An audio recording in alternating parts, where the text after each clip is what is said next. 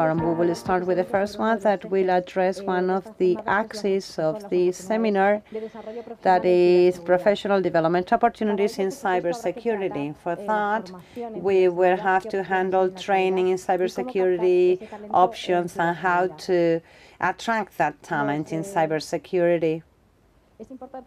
It is important to have best practices to raise awareness among the youth in terms of the importance of the digital world and professional careers. We have some experts in this panel led by José Rubio, who is member of the Organizing Committee of Leaders, Women of the Americas at the University, Rey Juan Carlos, who will chair the panel. Thank you very much, José Antonio. I will now give you the floor so that you can introduce the participants of the panel. Yes. Firstly, welcome. Thank you very much, INCIBE, for the kind invitation to participate at this panel. And thank you very much to the City of León for the warm welcoming. We're going to start now a panel that will last an hour, and I hope that it is very interactive. This panel will address opportunities of professional development in cybersecurity, and we have 4 great experts and professionals who will share with us interesting ideas. Silvia Barrera, I do not know whether she is among the audience. She should be up here whenever. Okay, so I will now introduce the speakers. Firstly, Marc Lopez. Marc Lopez is the Chief of the Office of Security and Information Technologies of the National Department, and she also has the position of General Secretary on Cybersecurity. She collaborates in the cybernetic development in terms of security. For example, the development of the strategy on cybersecurity, maritime cybersecurity, many other initiatives, hot potatoes, so to speak. And she's member of the management board of the European Network on Cybersecurity. We also have Sandra Bardón. She is higher engineer of telecommunications. She has also done an official master in telecommunications by the European universities, more than 30 years of experience in cybersecurity and ICTs, and many of them she has been working for ISDEFE, sorry. And also, I'd like to highlight that she usually participates in cyber exercises, most of them led by the NATO Defense Department. We also have Silvia Barrera here. She's a police. She's chief of the technical office of the Unit for Technological Innovation. She has worked in different works by Interpol, Europol, and she's also a professor at university. She collaborates with different projects and was also awarded with the award Fundación Policía for the best blog in 2016, as well as author of a book on cybersecurity.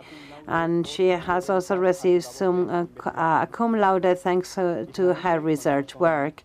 Then we have here Karin Galli, more than 15 years working for Microsoft and the support area. She has worked with different products, web servers, proxy, and also providing support to devices from the cloud and mobile devices. For some months, she has joined the space security set up by Microsoft. So we have a very interesting panel. We're going to start to shed a light on this topic. Mar, in your opinion, what is the context of employment in cybersecurity and how to improve employability?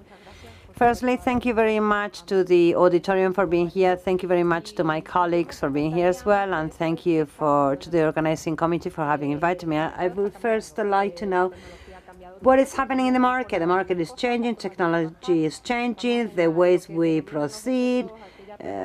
We are facing the 4.0 revolution, the Internet of Things, robotics, social media, everything is gaining more and more area. What about the labor market? How is it responding to this demand? Well, it is lagging behind, obviously. Why? Because we have new professions. We have new sector, and new professions are being created. But it is also true that the kids will work in things that we do not even know nowadays that they exist. The European Commission estimates that growth in ICTs, information communication technologies, amounts to 4% annually approximately. So by 2020, 825,000 jobs would not have been covered all around Europe. So there is a demand, a huge demand. So I think companies, administration, job seekers, they all have to adapt to this situation. Obviously, there are also other employment offers or job offers in terms of cybersecurity businesses. Well, it takes them 2 months more or less to find someone to cover a position related to cybersecurity. Some of them are not even covered. If we take all this to the gender perspective, women represent in cybersecurity just 12% of job supply or job demand, and in Europe only 7%. So this is also something to be borne in mind. So I would make a reflection from 4 perspectives. The company has to learn to define the profiles they want to cover the vacancies. I was talking to José Antonio about how we sometimes, when we create a job vacancy in a company, also somehow in the administration, sometimes we combine 3 different profiles in the same job offer: an IT engineer, an expert in cybersecurity, and a developer. No, that doesn't exist, one person with those 3 profiles. So we need to define the profiles very well. And then the second perspective is training, official training, but not only. Cybersecurity should be a topic or a subject in universities, in schools. And some great professionals in telecommunications, in IT, need a requalification because they need to adapt to this world of cybersecurity, which is a job for the future. Those of us who work in cybersecurity will have a job forever. The employment perspective in general, and from the point of view of the administration, the National Employment Service published a survey in 2014. I couldn't find any more up-to-date data because cybersecurity is a subgroup of the cyber technology, and it doesn't deserve, or it hasn't been paid enough attention. So as I was saying, this survey 2014, out of all the national job offers concentrated in Madrid, in Barcelona, in Valencia, etc., 30% of all the job offers were covered by women, the rest, of course, by men. But furthermore, the jobs were for people with university education. So we were leaving behind people who had specifically trained for employment, because there are some official diplomas in cybersecurity, but the profiles are not being demanded or requested by the companies. And finally, this employment is not just technical. There are other professions, not just engineers or telecommunication engineers, IT engineers. We need to open the field. We need experts in communications, in cybersecurity. We need lawyers, experts in law for ICTs. We need managers or administrators. I have a degree in business administration, but then I got requalified towards cybersecurity. You can do what you want with effort. And then the soft skills. In this field of cybersecurity, which is maybe more technical, especially for the technical fields, not so much for the ICT laws or for managers, we need to focus more on empathy. And I say it because I work with a big team of technicians, and they like to work for themselves, but they need to work on innovation. We have to let them work.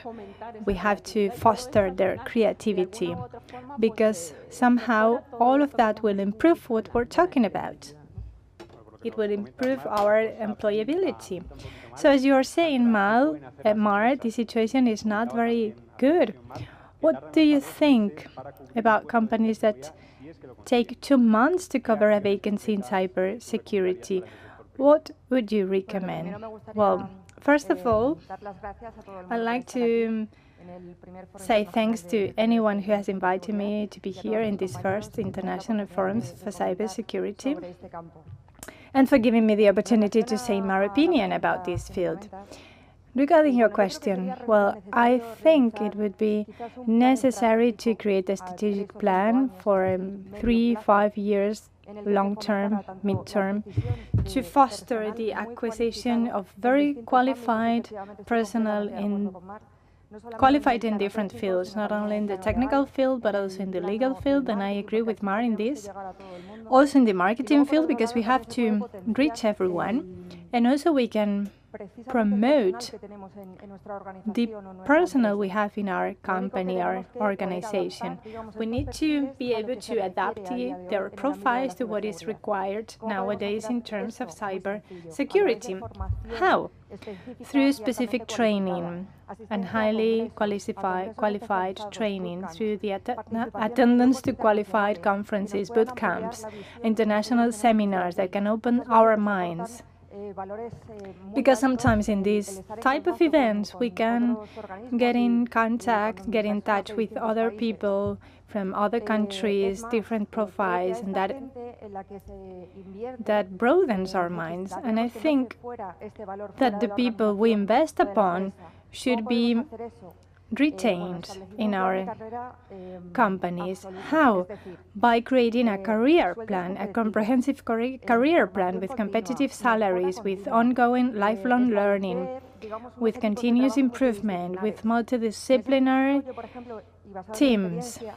In my experience, in ISDEFE, my company, we focus on very specific training, so I attend many conferences, I join many international groups, and I take many courses. And motivation is behind everything we do. There's nothing better than a motivated person to give the most of themselves. So in this aspect, I can say that part of my personal time I devoted to being better in my job. And I think that's something that we have to instill on the people. So creating varied and multidisciplinary teams is an asset for the future. So from here to 3-5 years, I think it will be very promising. So now, Karin, could you talk about the youth? Because I was reading indicators very recently saying that the unemployment rate for the youth is around 41%. So we have many vacancies in cybersecurity, many companies who are unable to fill all those vacancies, and then many young people who cannot fill those vacancies and they are unemployed. So yes, there is a gap between the graduates, young graduates, and the open vacancies. I agree with what my colleague said. So the problem lies in the educational system. We need all those people who graduate to have correct and adequate training, the training we are demanding. Because yes, what we are demanding, the technology has been improved, We request a lot of things, but maybe the qualification or the education is not suited to our needs. So it's important to match it. As Cristina said, she took part in the Girls in ICT on Madrid in the 27th of April. We also organized another event, and I found it quite inspiring. I was organizing a workshop with girls between 12 and 17 years old. I am a support engineer, so together with my colleague, we created an escape room workshop. We wanted the girls to see that they could do something fun with technology that is not around the stereotype. They've always seen that there's something fun about technology, and that's the perfect way for them to learn. And one of the things about this is that there is an age range between 12 and 15. That's something, when something happens, something goes on, and girls lose interest in everything related to technology. They lose all the interest. So we have to really focus on that age range, so that they can really get to see and know the kinds of things that you can do with technology. Because they say, well, if you think of a famous person who has really made a career in, or that is famous in the field of technology or innovation, we can only think of male actors, male stakeholders, male pioneers. Silvia, in gender equality or gender diversity, I know there are many studies that say that only 38% of all the vacancies in the technological field are occupied by women. So thanks for letting me be here. Thank you for devoting time to this topic, to the incorporation of women into the technological world, because sometimes we miss it. We miss having more presence of women in technology. I'm trying to shed some light according to my experience, because I've been working in the public sector. I've spent 20 years in the public sector, 15 as a policewoman, and all of them related to the topics of cybersecurity and physical security and safety. And also as a military, in the military. In the public administration, and for the last 4 years, in which I have taken part in the dissemination and in creating contacts with private companies, and I don't see many female profiles in all the places I've been to. In the research groups I work for, women occupy strategic positions. For example, by proposing strategies on how to tackle a specific crime or a specific problem or technical decisions. And I don't see a clear distinction between genders, because my brother, for example, works in the same field, and maybe, I don't know how to explain it, maybe women lose interest at a specific age. For example, I started my professional career with a diploma in health, and then I started a completely different career, and then I'd like to do a PhD in cybersecurity. But I think most of the girls lose interest because they see something missing in human terms, because maybe instead of They like to work for themselves.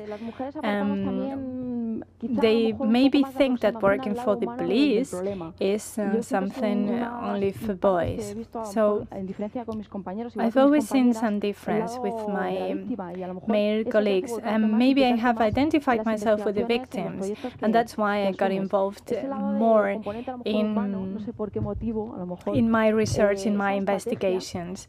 And maybe that's how we can empathize with other girls.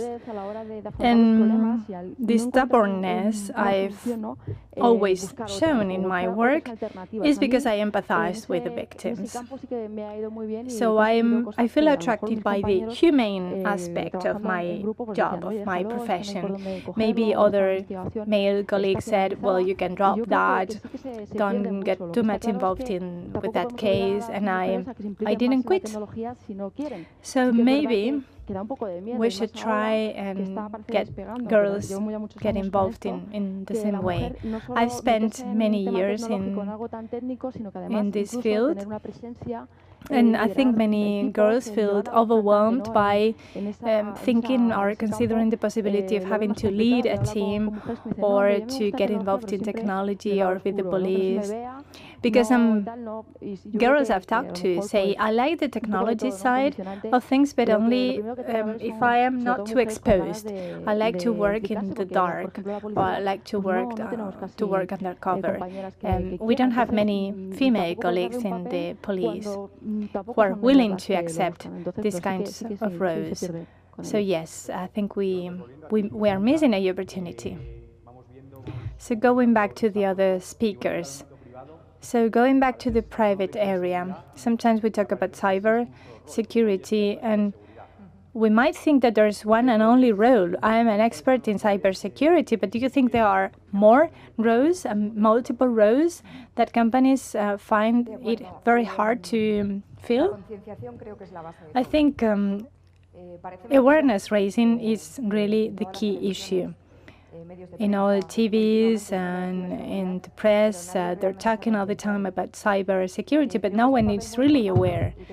I think it's a major role, and some specific roles should be working in awareness raising, but not by saying or sending an email every 2 weeks or with a leaflet. No, we have to talk to all the society in general, with all the citizens, and we have to get involved. Everyone should get involved. Companies, organizations, the management of the companies, because the users are the weakest link in terms of security, and that's true. A person working in the human resources department in a company might think they know a lot of what they do. They can use a PowerPoint application, or they can send emails, they can use Word, Microsoft Word. Yes, they are knowledgeable in what they use, but they know nothing about cybersecurity, and they don't know what to do if they receive a suspicious email with a phishing campaign, for example. They lack training in that, and the issue is not the person themselves, but everyone who works in cybersecurity. So I think it should be specifically created for this type of issues.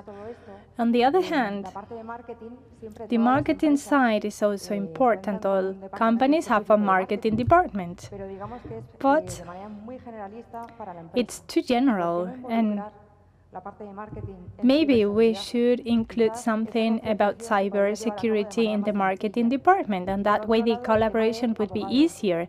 And also lawyers. It is true that lawyers are not trained in cybersecurity in general. They need to get on a specialization later. And from the technical side of things, this morning I remember I was talking with a group of people about how it's possible that from a technical point of view it's only a few women. Since we're little, maybe some of us, and I include myself into that group, I've been always very curious for the technical side of things. But maybe we should engage also boys in creating that curiosity. I've seen myself in many occasions in which the only person, the only woman in a room full of people was myself. In the Department of Cyber Defense in my company, I've never had any problem. I'm just one more person. But in some international groups or in some teams, I was creating weird situations. It was weird for my colleagues to see me. But I've always seen it as a positive thing, because if you divide something, you will beat them. So I think we have to focus on the potential. If we combine all these profiles together, we could reach the citizenships better, and we could create more opportunities in cybersecurity. So we're talking about the potential, and now this is addressed to you, Mar. This is a complicated question. You work in the National Cybersecurity Department, which is a very strategic department. Are you aware of the loss of potential in terms of cybersecurity? Have you escalated that concern to a strategic level? Can you think of more ideas to try and capture the talent?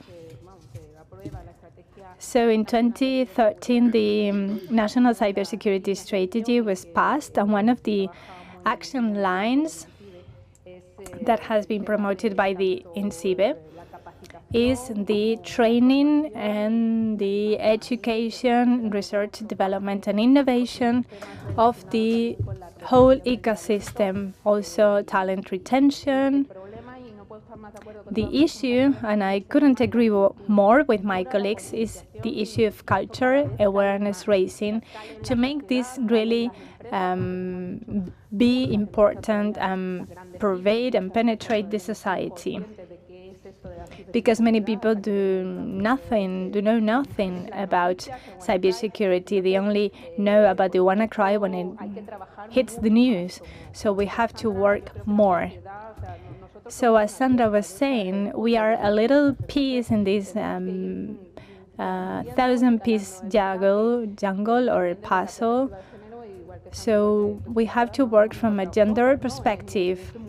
And we've been alone in this world full of men, but nothing is the matter. It doesn't mean a thing. We are a role model. We are benchmark. So let's seize the opportunity. Let's capitalize on it. So as Sandra was saying, I really agree that we need to create plans, strategic plans, human resources plans, where a whole company or the administration as a whole will create a career plan in the field of cybersecurity at all levels. But I wouldn't like to forget the part of the emotional salary, because we are not very competitive in terms of salaries in Spain. In Spain, we cannot offer good salaries. And in this field of cybersecurity, since it's only a few people and it's highly demanded, and the demand will increase, we see that the salaries in abroad are higher. How can we compete with that? With other things, with the emotional salary, as it is called. It is true that women in managing positions enjoy social corporate responsibility, empathy. It lies within us. I don't know why. Because I'm sure there are men who feel the same. So that's how we can compete with that balance. Also with balance perks, because in these technical positions, women can work from home. We can do many things if we want to attract talent or to keep the talent in our premises and to prevent people from quitting. Well, that wasn't the real answer to my question, but we must go on. Silvia, you were talking about the loss of potential in the Ministry for Defense, in the police forces. Do you think there is a difficulty to fill the vacancies in ICTs, is there gender equality in the public sector as well as in the private sector? We have the same problems. Post them what you want. So as I was saying, there is no difference. As Ma was saying, in reality, the opportunities, the possibilities are there for everyone. There is no specification of positions, so strategic positions are not limited to girls, or technical positions are not taken away from girls. It is true that in cyber crimes, I've worked in research for 8 years until I moved to a technical position. And it is true that there are more women in the research department than in the technical department, but it's not hard work for us to find that profile also in the female population. It's not that we're looking for a specific profile. It is already difficult enough to find specific profiles in cybersecurity, both for men and women. When I've done some interviews in Spain, most of the candidates are men, and more men are interested in becoming part of these research units in cybersecurity. But in principle, we cannot see a difference. So do you think there are opportunities for them to have a career in cybersecurity? Not specifically for women. Well, of course, we are becoming aware that we need more training in cybersecurity, and there is a bigger incidence of training in ICTs for both men and women. It is true, there is not much interest. That's the hard thing. We need people to think about cybersecurity, virtual security, because people are still thinking about physical security. That's the main issue, both for men and women. So we need to really get our colleagues realize that this is something they need to focus on. Sometimes they say, I'm too old for that, or that's complex for me. So going on with the importance of the work-life balance and training, in your opinion, Karin, do you think there is a gap in terms of the awareness raising among the managers or the youth? If we are able to raise awareness among the youth, do you think the managers will become aware of that? Yes, as you say, there are many, many gaps. So it looks like nobody feels responsible for the gaps and for providing training for that. So one of the things you've said, if we go to the managers, the senior managers of the company, sometimes it's difficult for them to understand the threat of cybersecurity, to become sensitive to that. And if we get to convince one of the senior managers, they will be a perfect flagship for the rest of the society. Once they've understood what they need and what there is, it's great, because I was talking to some colleagues. Sometimes people don't know, and they don't know that they don't know. They think they know, but then they realize that they don't know. I work in the support team, so every now and then I find people who say, this has happened to me, I got this problem, and I ask them, but didn't you think about it before? Didn't you anticipate it? Didn't you try to prevent it? So there are many gaps. I was surprised to hear what Sandra said when she said that her company was trying to train her, to send her to conferences. I've just finished, I've completed a series of trainings to my colleagues in my specialty, because I spotted a gap. I realized that I knew about something, that I was knowledgeable about something, and that my colleagues needed a training in networks. And it was quite interesting, because many people joined in, I thought the event would be quite limited and quite small, but many people from different parts of the world joined, and they realized that applied to them, that they could relate to what I was saying. So first of all, you need to be aware of the gap in your training, and then admit it, and then put some remedy. But yes, there is a gap, and in some places you have to really focus on the gap. And following the lines of that empowerment and training, we'll go back to Sandra. You've talked about the soft skills. Would you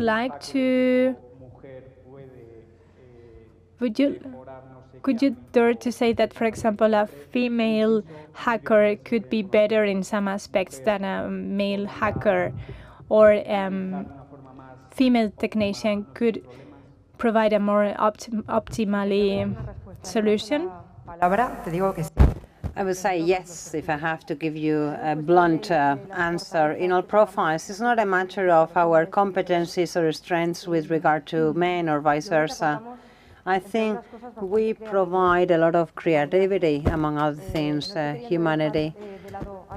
I do not want to leave men aside with my comments, but I think we have to work on the basis of equality and look at the potential of a person, no matter whether that person is male or female.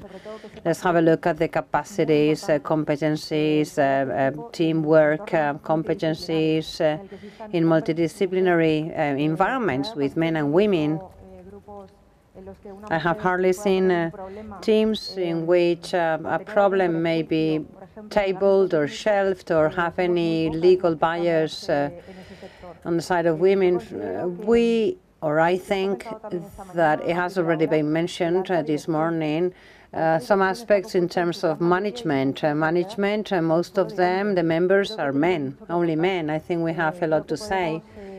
I think we can work a lot. We can provide our human side to make it more human and providing a new standpoint. Why not getting involved in your management teams?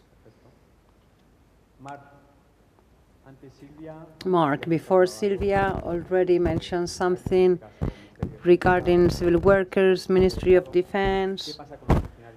What about civil workers, generally speaking? In your opinion, are there enough ICT civil workers expert in cybersecurity, taking into account the national framework, or are there important gaps? Well, it's never enough, and even less in terms of cybersecurity. Obviously, in the labor market, it happens the same. If they are lacking in the companies, they are lacking in the administration, because administration is always lagging behind with regard to the demands of the business world. So are there any ICT civil workers, experts in cybersecurity? Less. There is a demand, yes. And mobility within the civil workers framework is complicated, because many times the civil worker is there and does not want to make a change, and salaries are not very competitive. We have different salary levels, so it is very difficult to give a good offer unless you are offering a good initiative or willingness to work in something new. It is very difficult to convince an ICT civil worker to move to another position. It is true that there are other ways to motivate, of course. We cannot motivate with money.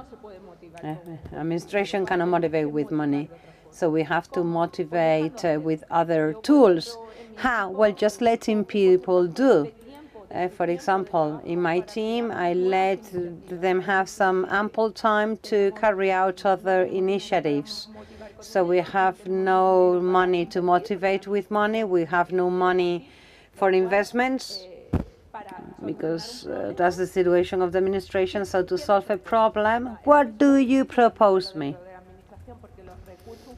What do you recommend? What is your suggestion? Management of human resources within the administration is also very complex. They do not allow us for flexibility. for teamwork, for example. That is another hindrance, if you wish, that also affects motivation and administration. We have said that technical sphere sometimes well, we just technicians get involved in our own project and that's it. No, you have to be able to share, be ready to share, be willing to share. Computing and development and logistics, how to design new projects. For example, my team. Well, I give them the strategy of cybersecurity and I get them involved and I say to them, okay, what have you understood? Where could you improve? What are the initiatives you could suggest to improve it in a technical field and a strategic field? ICT civil workers, we need a lot. Management of human resources, of administration, we need more. And above all, motivation techniques. Because as I said before, we cannot motivate by means of money. And it is not always effective to motivate by raising the salaries. Emotional salary we mentioned, flexibility, life and work balance, being more flexible. Flexibility of timetables is also helpful. So we have to take advantage of that opportunity. We have to take advantage of the opportunities given by the administration to motivate people.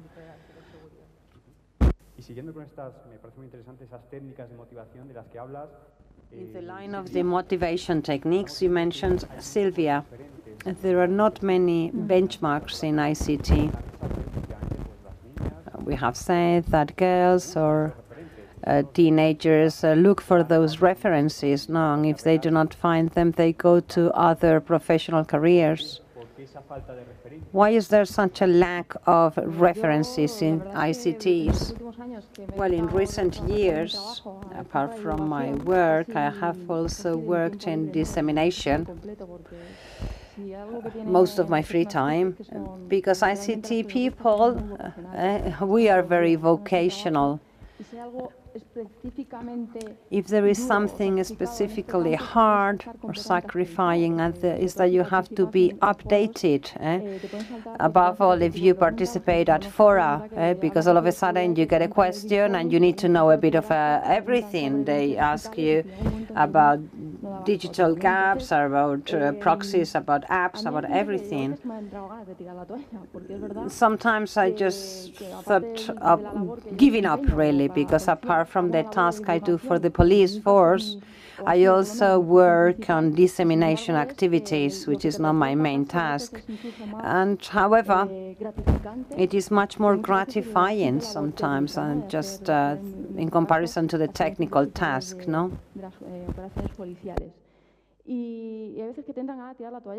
Sometimes, as I was saying, just want to give up because you are always at an extreme position. It is very stressful to be updated, to participate at fora, because you have to prepare the information, you have to be updated, and people say, oh, do not give up because you are a reference for us.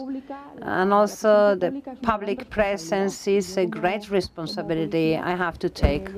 I myself, as a police woman, got to dissemination techniques or field because I like communication, and that means a greater responsibility because I represent the police force in front of the media, social media, written press, television, and that is hard. It is not an easy job. However, it is true that we do need the references, because some people have got closer to me and said, Silvia, even if you are working all day and you don't get money for that, do not give up because you're helping many girls. You are a reference for them.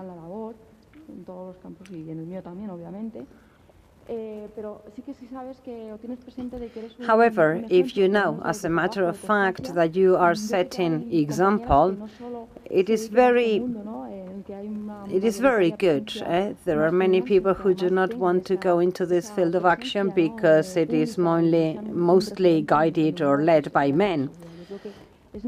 So I think it is necessary to have a greater female presence, and I encourage all the women who are kind of reticent to speak out loud in front of an audience to do it, because we have a lot to contribute with in the field of cybersecurity, and we are, and you are necessary, and we need greater visibility, as a matter of fact, and girls should know that this is a passionate field, professional field.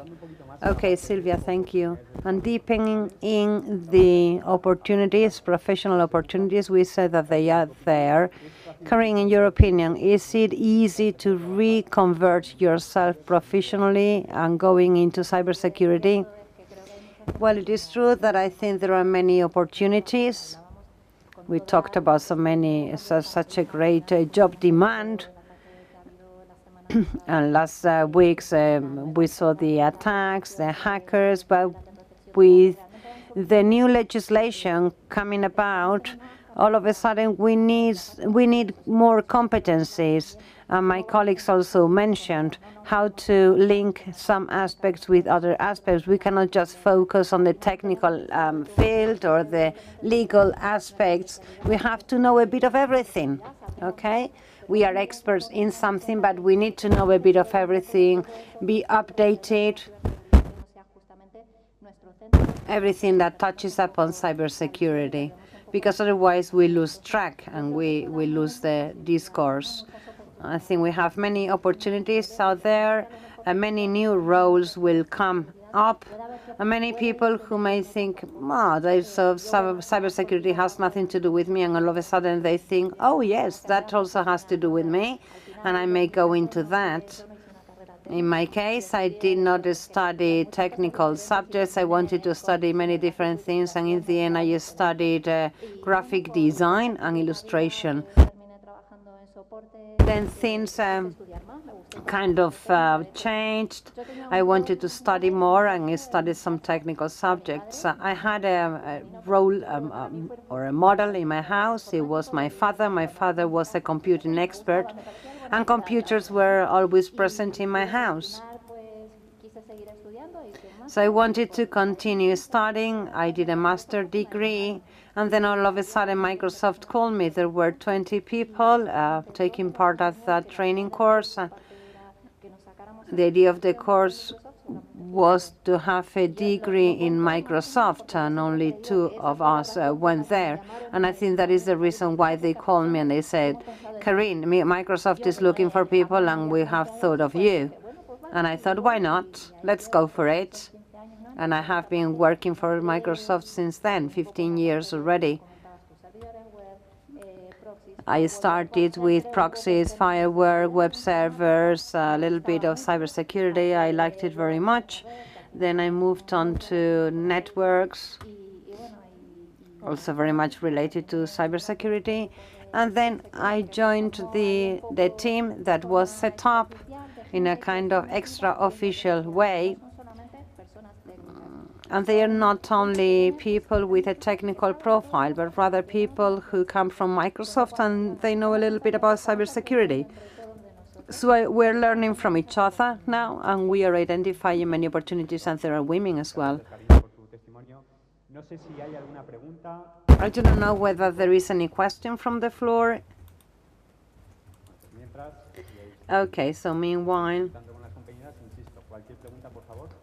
I will continue asking questions. If you have any question, then just take a microphone. Thank you, from the floor. Sandra, this one is for you. Many occasions, business administrations, business centers, business schools, faculties talk about the labor market in the future. By 2020, this profession will be the top in the ranking.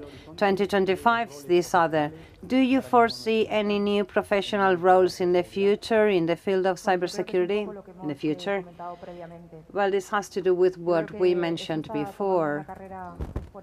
I think this is rising.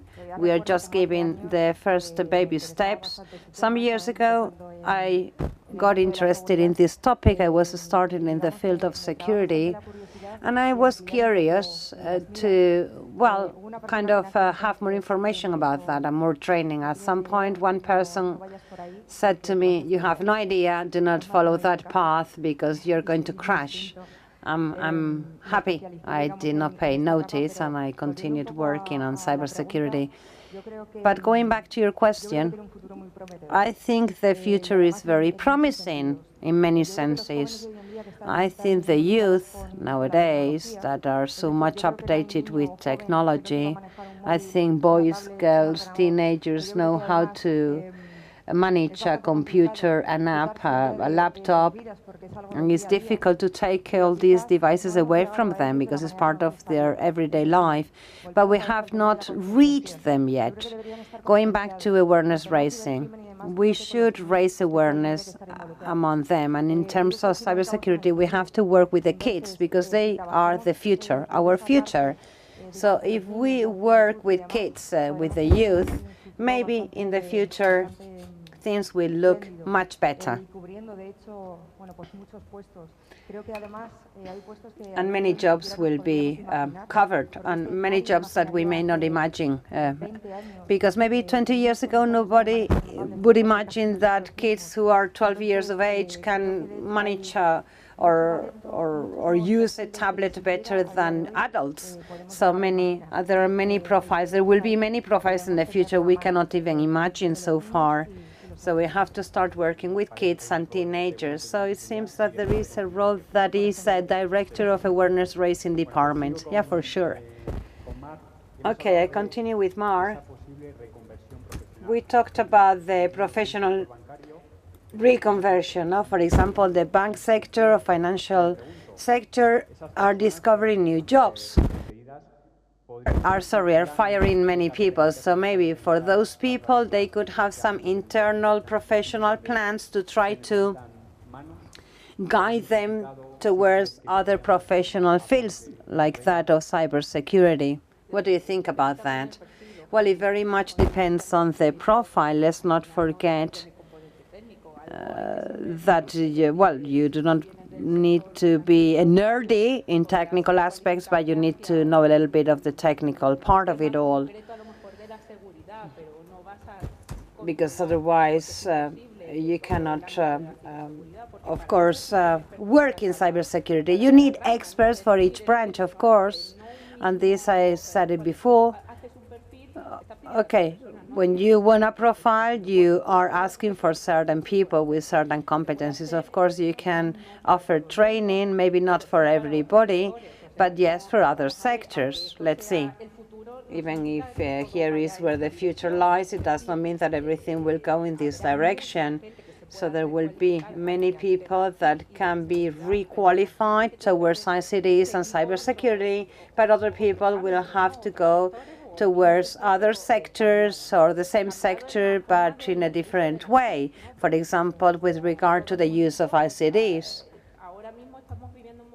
Because right now, currently, there is a demand of security inspectors. But in 5, 10 years, 7 years, we don't know when. Who knows what the demand will be about? Internet of Things, robotics, not everything has to do with security. There is a very strong component of security, but there are many other things. So many people will have to also think about innovation, and the guy of the security department will have to say, well, you have to innovate, but on the basis of certain security measures. Internet was created without any security measurements, and now all of a sudden we realize that we need certain security framework to create a more secure cyberspace. Social media, for example, needs certain level of security. Awareness raising, an expert in awareness raising, for example, to create content or culture, training content to raise awareness among our kids, for example, so that they make a responsible use of technology, and not only the kids, but also society in general. My mom, my grandmother, for example, the elderly as well. If you install certain application in a cell phone, maybe you are exposed to some threat, and you have to be aware of that. And for that, you do not need to be an expert in cybersecurity. You have to be aware of the threats and make a responsible use. Different profiles will be needed for different things. Financial sector towards cybersecurity, well, maybe some people yes, other people no, but the same as it happens in other sectors, tourism or whatever sector you may call it. So you have to adapt to the demands of the labor market. Same question, Karin, Silvia. We can see that there are needs in terms of cybersecurity, but not all are technical profiles. I have an engineering degree in telecommunications or computing.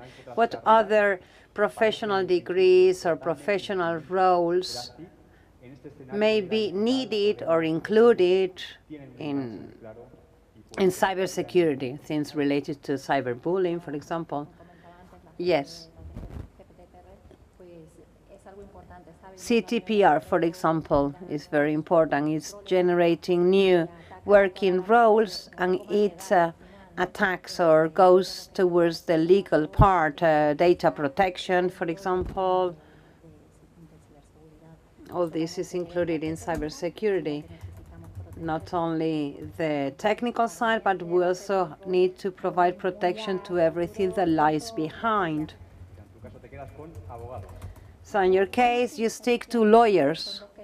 Yes, because lawyers, they know everything about the legal framework, and they also have to be updated and study the new legal frameworks that come about. Yes. In your opinion, Silvia? Well, I think everybody has room in cybersecurity. Psychologists as well, why not? Because if we look at social media and how things move on, that will be a good market need for psychologists. And when things get so complicated and we are in a more preventive than reactive field, because technology is more and more complex. I also know some journalists who can work on dissemination or communication, as Mar mentioned. Experts in cybersecurity, we only represent 3, 4, 5% so far. The rest of them are just users. And many of the effects of technology can be avoided by knowing. One thing is to be a user and to have the usability of a device. As I say, one thing is the usability and another thing is to know the consequences and how to handle that technology, how to use it, how to implement it, and how to change it. So in my opinion, any profile can be included in the field of security or cybersecurity. I have worked in different fields or scenarios. For example, my profile of expert in health or health sciences has allowed me to go beyond many aspects with regard to my colleagues, or I could have a different opinion, because technology does not only demand a technological answer. You can give an answer or a response different from true false given by the machines. So we can finish here this panel. Thank you very much. I hope that you take back home some interesting idea from this panel, and thank you so much.